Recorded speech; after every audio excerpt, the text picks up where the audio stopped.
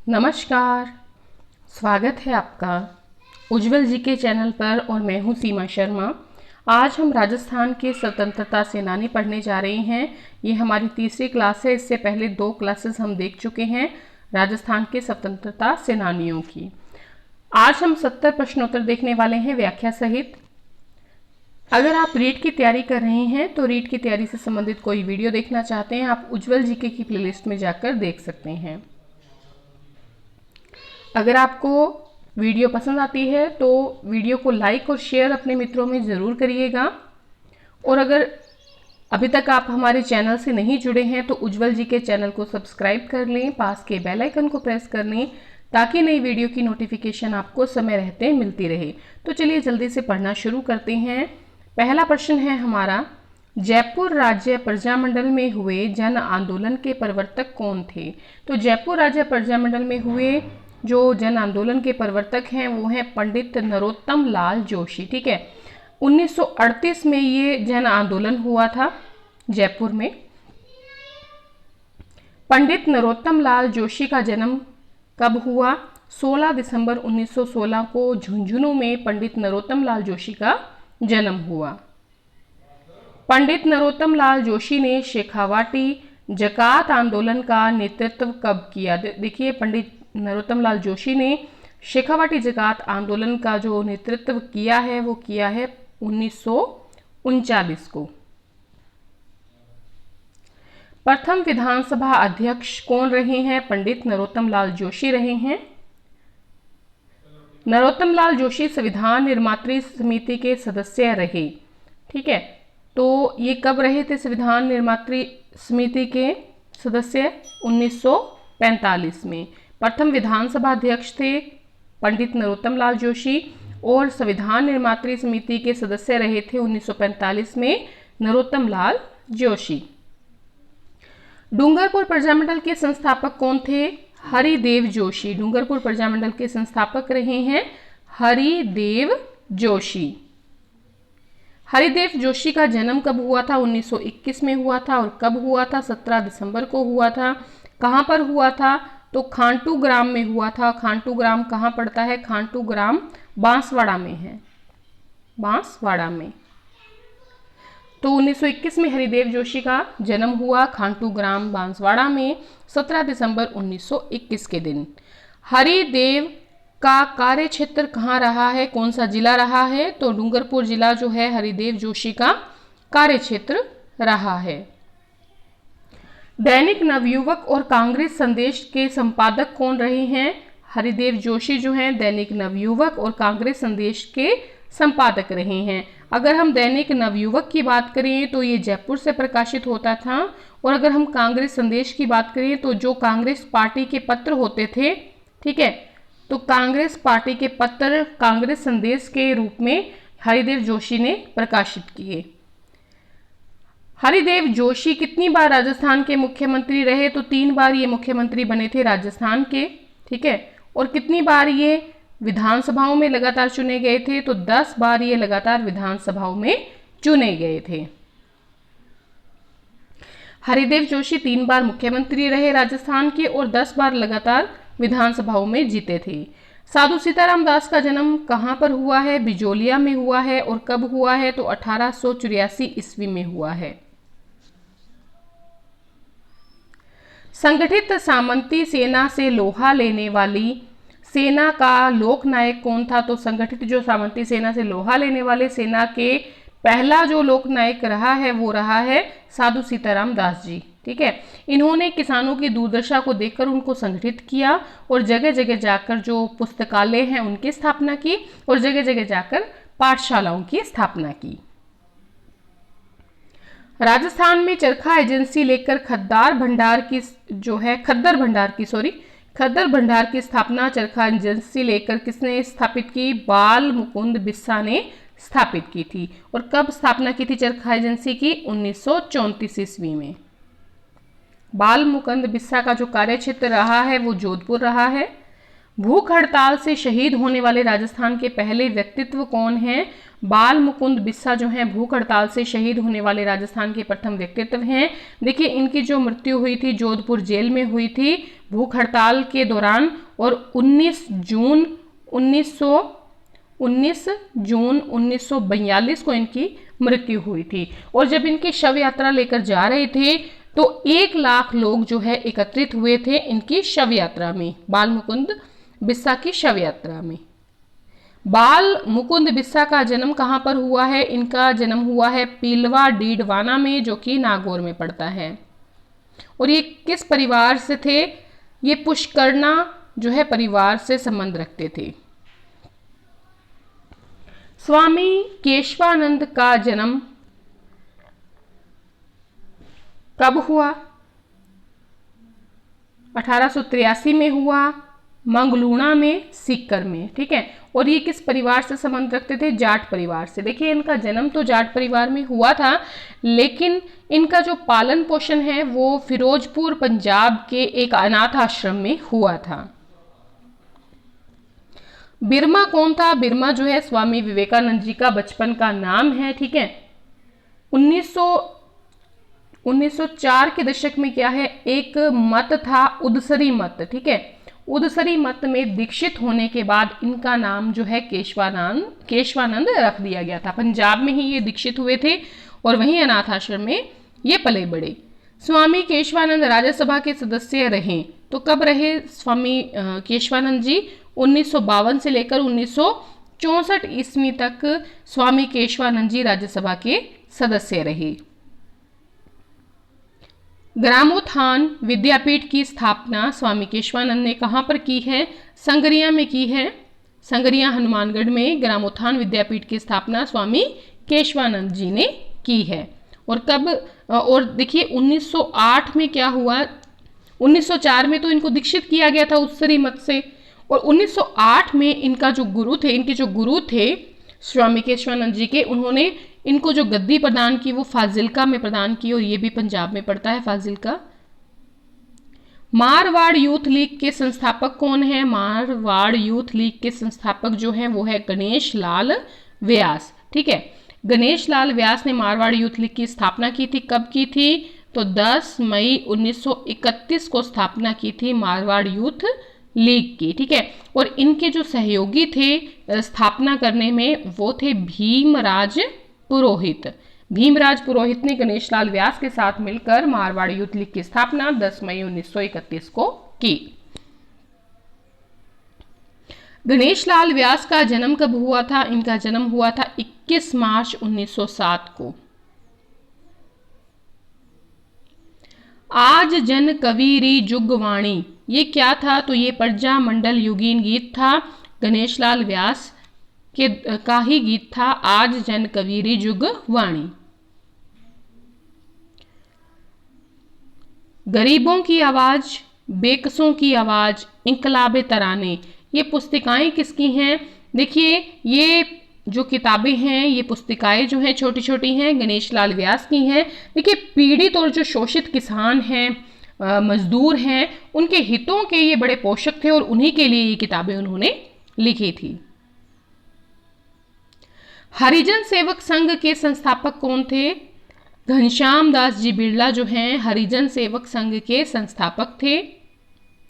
हरिजन पत्र के संपादक कौन रहे हैं? देखिए बहुत बढ़िया ये लेखक थे। तो हरिजन पत्र के संपादक घनश्याम दास बिड़ला जी थे और एक उद्योगपति थे जाने माने भारत के।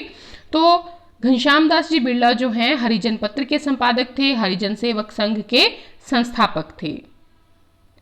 हिंदुस्तान टाइम्स प्रकाशन समूह की स्थापना किसने की थी? हिंदुस्तान टाइम्स प्रकाशन की स्थापना जो की है घनश्याम दास बिड़ला जी ने की है। 1961 में पहली बार पद्म विभूषण से किसे नवाजा गया था? पहली बार जो पद्म विभूषण मिला है वो घनश्याम दास जी बिड़ला को मिला है। ठीक है, कब मिला है? 1961 में मिला है। देखिए इनको ऐसे ही नहीं मिल गया, क्यों मिला है? बहुत से कारण हैं। जब भारत की आज़ादी हो रही थी उस समय 20 करोड़ रुपए जो हैं इन्होंने कांग्रेस को और दूसरी संस्थाओं को दान के रूप में दिए थे, और इसके अलावा भी बहुत सारा जो पैसा है उन्होंने जो है वैज्ञानिक क्षेत्र में, विज्ञान के क्षेत्र में भी दान किया था, लगभग 20-30 लाख रुपए। तो इसलिए इनको जो है उस टाइम में 20 करोड़ बहुत बड़ी संख्या थी, ठीक है, आजादी के समय में। तो 1961 में पहली बार इनको क्या किया गया, पद्म विभूषण से सम्मानित किया गया। घनश्याम दास बिरला का जन्म कहाँ पर हुआ है? इनका जन्म हुआ है पिलानी में, झुंझुनू में। ये प्रसिद्ध उद्योगपति थे, स्वतंत्रता सेनानी रहे और उच्च कोटि के क्या थे? उच्च कोटि के लेखक थे, ठीक है। अब इनकी किताबों की भी बात करेंगे। गांधी जी के साथ 15 दिन, गांधी जी की छत्र छाया में, मार्सेल्स से जिनेवा तक, हम पराधीन क्यों, बिखरे विचारों की भरोटी, कृष्ण वंदे जगत गुरु, विद्यार्थी जीवन जैसी अद्भुत पुस्तकों के लेखक कौन हैं? घनश्याम दास बिरला।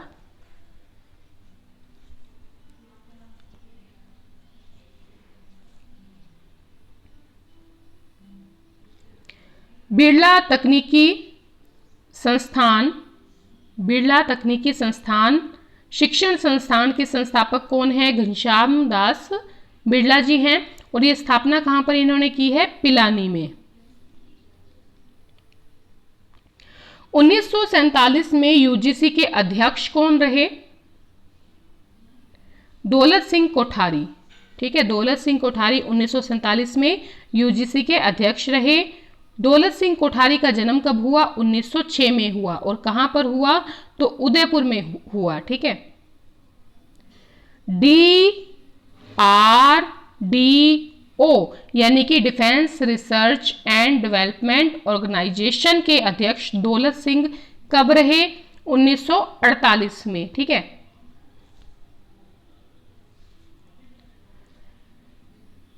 दौलत सिंह कोठारी शिक्षा आयोग के सदस्य कब रहे? 1964 से लेकर 66 तक शिक्षा जो है आयोग के सदस्य रहे थे। कोठारी शिक्षा आयोग भी आया था, आपको ध्यान होगा।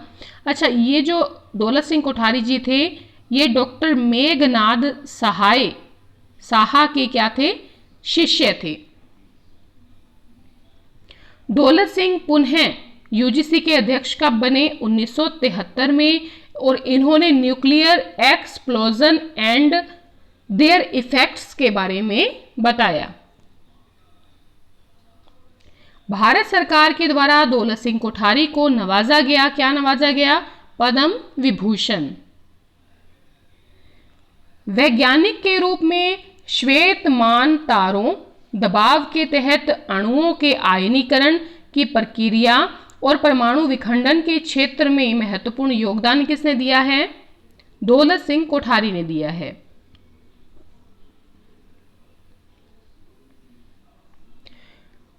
पड़ कावड़ व कठपुतली को पुनर्जीवित करने वाले कौन हैं? देवीलाल सामर। कौन है? देवीलाल सामर। 1952 में भारतीय लोक मंडल के संस्थापक कौन रहे हैं? देवीलाल सामर। देवीलाल सामर का जन्म कब हुआ? 1911 में हुआ। और कहां पर हुआ? तो उदयपुर में हुआ। देवीलाल सामर के पिता का नाम अर्जुन सिंह, देवीलाल सामर की माता का नाम अलोलबाई।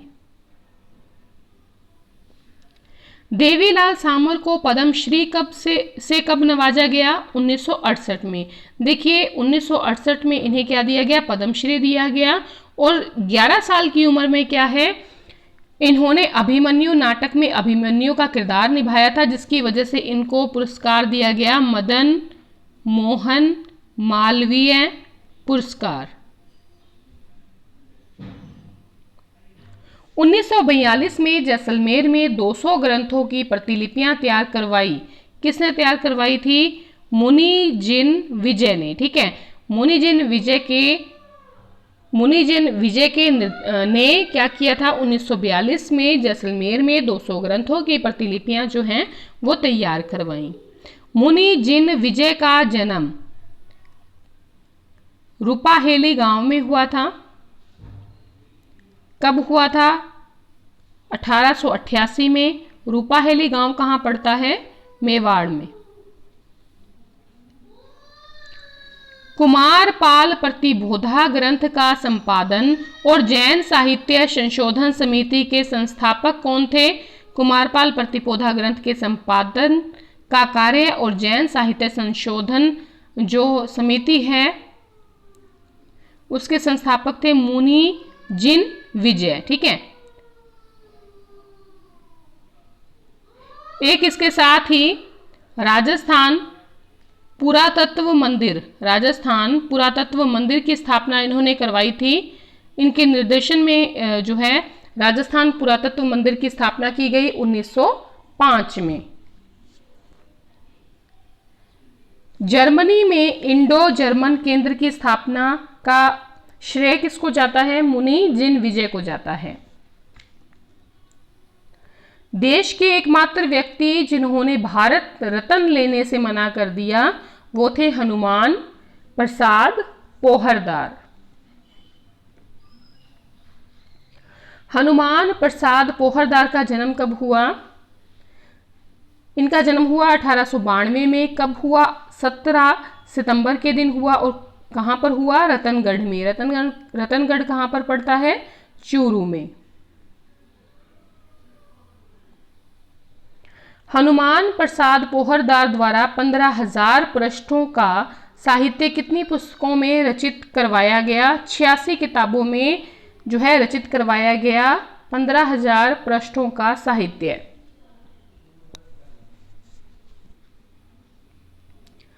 चीन दमन की साधना ऐसर सिर्ठ नामक कविता के लेखक कौन हैं? कविता के लेखक है हनुमान प्रसाद। ठीक है, देखिए भारत चीन का जो आक्रमण था उसके समय ये कविता लिखी गई थी।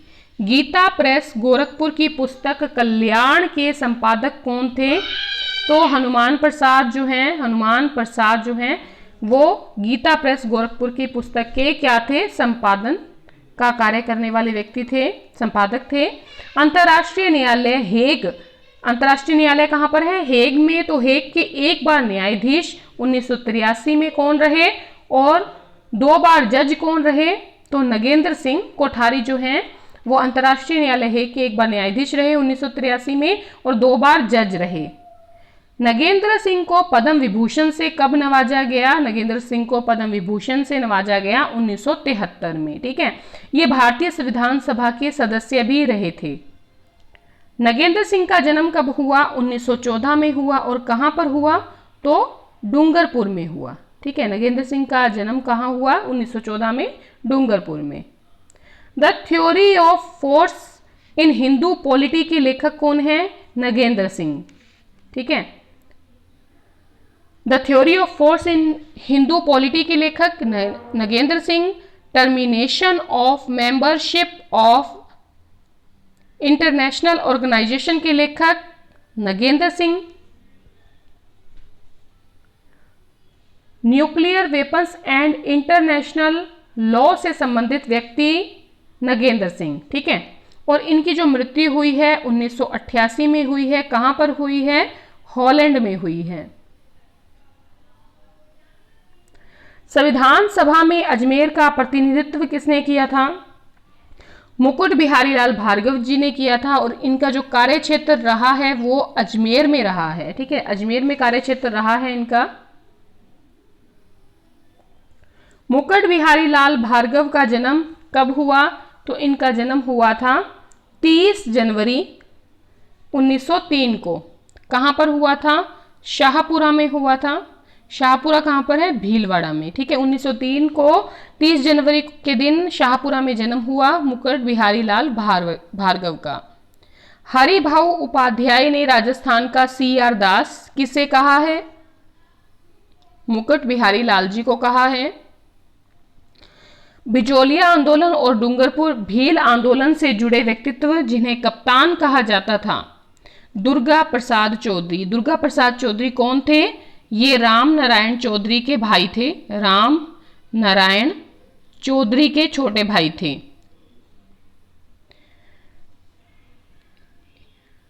दुर्गा प्रसाद का जन्म कहाँ हुआ है? 1906 में हुआ है। कहाँ पर हुआ है? नीम का थाना में हुआ है। नीम का थाना कहाँ पर है? सीकर में। 18 दिसंबर 1906 को नीम का थाना सीकर में जन्म हुआ दुर्गा प्रसाद चौधरी का। दैनिक नवज्योति का संपादन किसने किया? दुर्गा प्रसाद चौधरी ने किया। कब किया? 1936 में। अजमेर के साबरमती और हटुंडी आश्रम में कार्यरत रहे कौन? दुर्गा प्रसाद चौधरी। अप्रैल 1932 को अजमेर चीफ कमिश्नर की हत्या का जो है प्रयास किसने किया था? ज्वाला प्रसाद शर्मा ने। ज्वाला प्रसाद शर्मा जो है इन्होंने अजमेर चीफ कमिश्नर की हत्या का प्रयास किया 1932 में, और ये अजमेर में जन्मे थे। ठीक है, कहाँ पर जन्मे थे? अजमेर में। ज्वाला प्रसाद ने वायसराय की हत्या का प्रयास 1934 में कहाँ पर किया था? तो बीकानेर में प्रयास किया था वायसराय की हत्या का 1934 में। ठीक है, साथ ही जयपुर के एक व्यक्तित्व थे जिनका नाम था सूरज बख्श। ठीक है, सूरज बख्श को धमकी भरे पत्र भी लिखे थे किसने? ज्वाला प्रसाद शर्मा ने। 1931 में रेलवे खजाना लूटने की योजना किसने बनाई थी? 1931 में रेलवे के खजाना लूटने की योजना बनाई ज्वाला प्रसाद शर्मा ने। ठीक है, देखिए हटुंडी जो है, हटुंडी के जंगलों में इन्होंने क्या सीखा था? बाइक चलाने का प्रशिक्षण लिया, और राजकीय महाविद्यालय जो अजमेर है उसके स्टाफ के वेतन को लूटने का प्रयास भी किसने किया था? ज्वाला प्रसाद शर्मा ने किया था। आज इस प्रकार से हमारी तीनों क्लासेस जो हैं वो समाप्त होती हैं। राजस्थान के स्वतंत्रता सेनानी जो महत्वपूर्ण थे वो हमने तीनों क्लासेस में देख लिए हैं। और अगर आपको वीडियो पसंद आई है प्लीज़ अपने मित्रों में शेयर करें। ठीक है, अगर आपने पहली 2 क्लासेस नहीं देखी हैं तो उनको ज़रूर देखें। अगर आपको वीडियो पसंद आई है तो बहुत बहुत धन्यवाद।